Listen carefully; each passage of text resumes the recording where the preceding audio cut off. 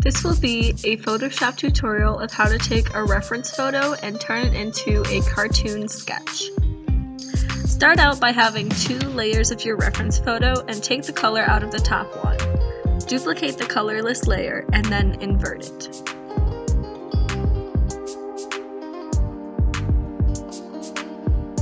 In the inverted layers blending options, choose Color Dodge and click OK.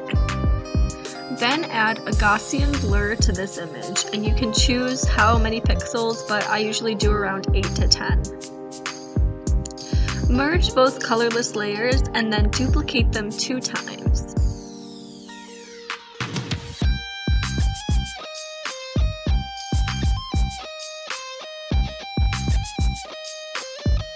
To make the lines darker, set each duplicate layer's blending mode to multiply.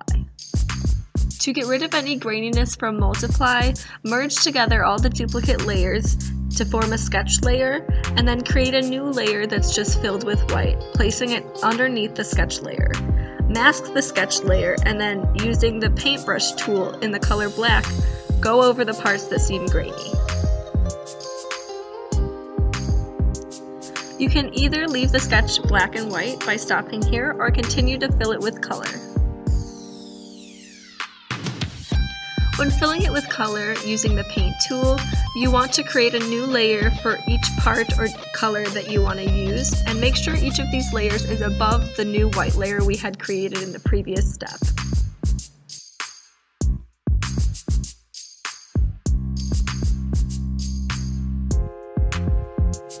If you're unfamiliar with the Photoshop Paint tool, there are different kinds of brushes and opacities that you can use, so you can play around with what kind of brush you want to use for each part.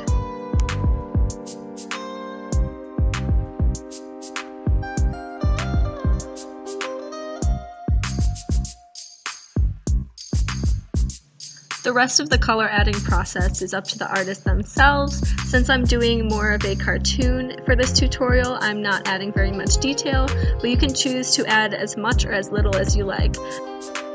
You can just pick a color from the selection tool, but an easy way to color match with your reference image is to use the eyedropper tool once the image is visible.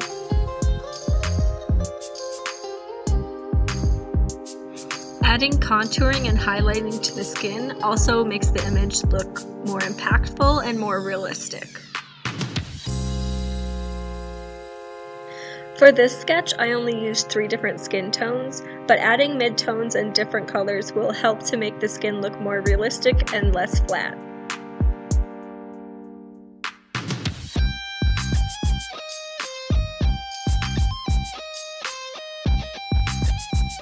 A way that this tutorial can be used specifically for visual merchandising is to create a logo or an image of the designer for the final portfolio.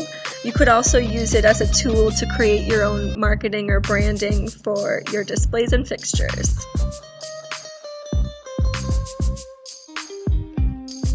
Here is the final image of the sketch I created using a reference photo.